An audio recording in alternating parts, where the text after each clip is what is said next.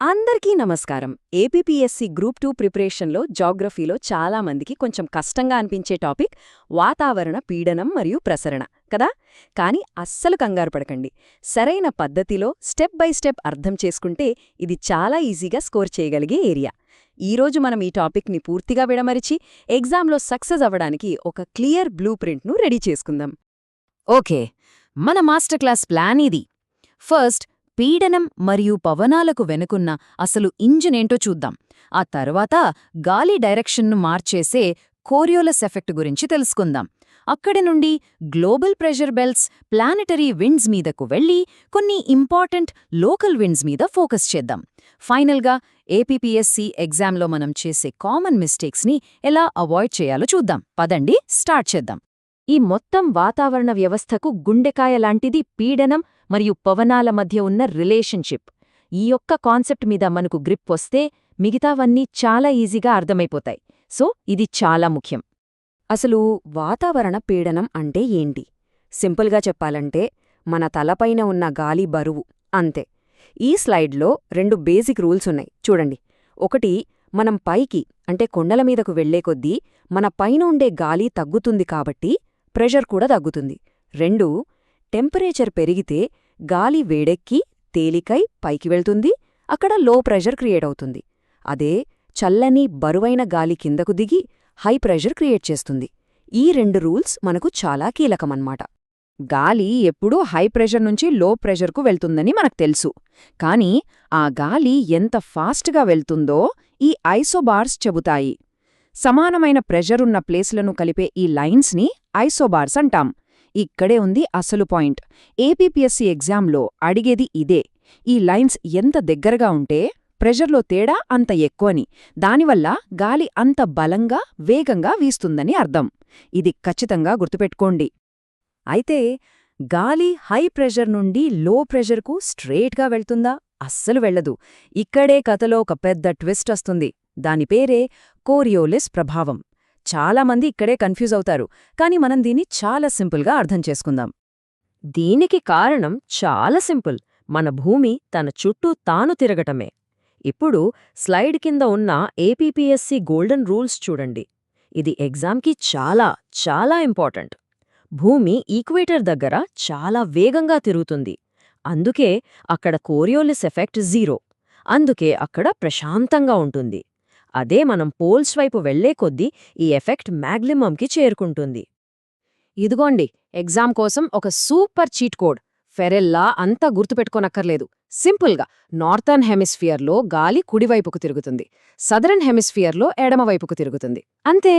ఈ ఒక్క మాట గుర్తుంటే చాలు, చాలా ప్రశ్నలకు సమాధానం దొరుకుతుంది. ఓకే, ఇప్పుడు మనం పెద్ద స్కేల్కి వెళ్దాం, గ్లోబల్ లెవెల్కి. ఈ ప్రెషర్ బెల్ట్స్ అనేవి ప్రపంచ పవనాలు అనే పెద్ద డ్రామా జరిగే ఒక స్టేజ్ లాంటివన్నమాట. ఈ స్లైడ్ మనకు గ్లోబల్ ప్రెషర్ మ్యాప్ను చూపిస్తుంది. చూడండి, భూమధ్యరేఖ దగ్గర సూర్యుడు స్ట్రాంగ్గా కొడతాడు కదా. సో గాలి వేడెక్కి పైకి లేస్తుంది. అక్కడొక లో ప్రెషర్ బెల్ట్ ఈక్విటోరియల్లో ఏర్పడుతుంది. మరి పైకి వెళ్ళిన గాలి ఏమవుతుంది? అది అలా వెళ్ళి సుమారు 30 డిగ్రీల అక్షాంశాల దగ్గర చల్లబడి బరువెక్కి కిందకు దిగుతుంది. అక్కడ high pressure belts, subtropical highs ఏర్పడతాయి. చూశారా? ఇదొక న్యాచురల్ సైకిల్ అనమాట. సరే, ఇప్పుడు మనకు ప్రెషర్ జోన్స్ ఎక్కడెక్కడున్నాయో తెలిసింది. మరి వాటి మధ్య ప్రవహించే గాలి గురించి చూద్దామా? అవే మన గ్రహ పవనాలు. ఇది ఒక కాజ్ అండ్ ఎఫెక్ట్ లాంటిది. ఈ టేబుల్ మన 3 మేజర్ ప్లానెటరీ విండ్స్ని వివరిస్తుంది. ఉదాహరణకు ట్రేడ్ విండ్స్. ఇవి సబ్ ట్రాపికల్ హై ప్రెషర్ నుంచి ఈక్వటోరియల్ లో ప్రెషర్ వైపు వెళ్తాయి. కానీ మన చీట్ కోడ్ గుర్తుందా? కోరియోలిస్ ఎఫెక్ట్ వల్ల నార్దర్న్ హెమిస్ఫియర్లో రైట్కి టర్న్ అయి ఈశాన్య వ్యాపార పవనాలుగా, సదరన్ హెమిస్ఫియర్లో లెఫ్ట్కి టర్న్ అయి ఆగ్నేయ వ్యాపార పవనాలుగా వీస్తాయి. సేమ్ లాజిక్ మిగతా పవనాలకు కూడా అప్లై అవుతుంది. ఇది చాలా ఇంపార్టెంట్ పాయింట్. ఎగ్జామ్లో అడిగే ఛాన్స్ ఎక్కువ. ఈ పవనాలు సౌత్లోనే ఎందుకంత స్ట్రాంగ్గా ఉంటాయి? ఎందుకంటే అక్కడ వాటిని అడ్డుకోవడానికి పెద్దగా ల్యాండ్ లేదు. అంతా ఓపెన్ ఓషన్. సో ఫుల్ స్పీడ్తో వెళ్తాయి. ఎగ్జామ్లో ఈ పవనాలు 2 అర్ధగోళాల్లో బలంగా ఉంటాయి అని స్టేట్మెంట్ ఇస్తే అది తప్పు అని వెంటనే గుర్తించాలి. ఇదొక కామన్ ట్రాప్. ఓకే, ఇప్పటిదాకా మనం పెద్ద పెద్ద కాన్సెప్ట్స్ చూసాం.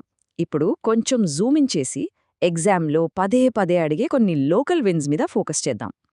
ఇక్కడొక మ్యాజిక్ ఉంది చూడండి.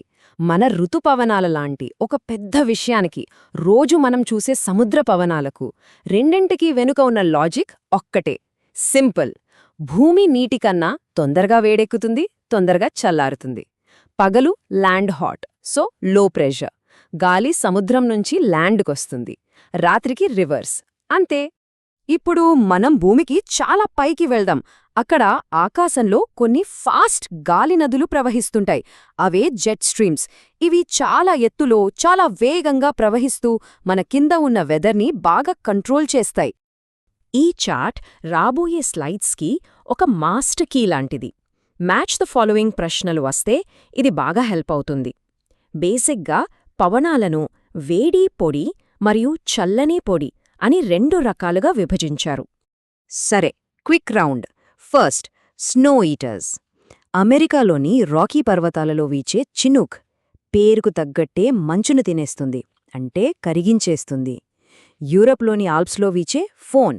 ఇది ద్రాక్ష పండటానికి బాగా హెల్ప్ చేస్తుంది. నెక్స్ట్, ఎడారి గాలులు. వీటి నిక్నేమ్స్ ఎగ్జామ్కి చాలా ఇంపార్టెంట్. ది డాక్టర్ అని ఏ గాలిని అంటారు? హార్మాటాన్. ఎందుకంటే అది అక్కడ తేమ వాతావరణం నుండి రిలీఫ్ ఇస్తుంది. రక్తవర్షం దేనివల్ల వస్తుంది? సహారా నుండి వీచే సిరోక్కో వల్ల. ఈ కీవర్డ్స్ గుర్తుంచుకోవాలి. ఫైనల్గా చల్లని గాలులు. యూరప్లో లోయల గుండా వీచే మిస్ట్రిల్ మరియు బోరా చాలా చల్లగా ఉంటాయి. ఇక మనందరికీ తెలిసిన బ్లిజర్డ్ అంటే మంచు తుఫానుతో కూడిన బలమైన చలిగాలి. సరే, లాస్ట్ సెక్షన్. ఇది చాలా చాలా ముఖ్యం. ఎగ్జామ్కి వెళ్లే ముందు ఒక ఫైనల్ చెకప్ లాంటిది. మనం ఎక్కడెక్కడ తప్పులు చేస్తామో చూసి వాటిని ఇప్పుడే సరిదిద్దుకుందాం. Okay, 3 common mistakes. Number 1, doldrums versus horse latitudes. Confuse అవ్వొద్దు. డోల్డ్రమ్స్ అంటే ఈక్వేటర్ దగ్గర ఇవి లో ప్రెషర్, ప్రశాంతంగా ఉంటాయి, కానీ వర్షాలు పడతాయి. హార్స్ లాటిట్యూడ్స్ అంటే 30 డిగ్రీస్ దగ్గర ఇవి హై ప్రెషర్, ప్రశాంతంగా ఉంటాయి, కానీ పొడి వాతావరణం. Number 2, Coriolis force. ఇది అన్ని చోట్ల ఒకేలా ఉండదు. ఈక్వేటర్ దగ్గర 0, పోల్స్ దగ్గర మ్యాక్సిమం. నంబర్ 3, ఎత్తు వర్సెస్ పీడనం. పైకి వెళ్లే కొద్దీ మన పైన గాలి బరువు తగ్గుతుంది కదా, సో ప్రెషర్ కూడా తగ్గుతుంది, పెరగదు. ఈ 3 పాయింట్స్ మీద క్లారిటీ ఉండాలి. ఈ చివరి మ్యాప్ చూడండి. ఇప్పటిదాకా మనం నేర్చుకున్నదంతా ఒకే ఫ్రేమ్లో కనిపిస్తోంది. మనం మాట్లాడుకున్న ఫోన్, చినుక్, సిరుకో లాంటి లోకల్ విండ్స్ అన్నీ ఈ పెద్ద గ్లోబల్ పిక్చర్లో ఎలా సెట్ అయ్యాయో చాలా క్లియర్గా ఉంది. సో ఇప్పుడు ఈ సిస్టమ్ అంతా ఎలా పనిచేస్తుందో మనకొక ఐడియా వచ్చింది కదా. అయితే మనం నేర్చుకున్నది జస్ట్ బట్టి కొట్టడం కాదు, అప్లై చేయడం ముఖ్యం. ఈ ప్రశ్న గురించి ఆలోచించండి. క్లైమేట్ చేంజ్ వల్ల ధృవాల దగ్గర మంచు కరిగితే ఈ పవనాల దారులు భవిష్యత్తులో ఎలా మారొచ్చు? ఇలా ఆలోచించగలిగితే ఎగ్జామ్లో ఎలాంటి ప్రశ్న వచ్చినా మనం ఈజీగా ఆన్సర్ చేయగలం. All the best.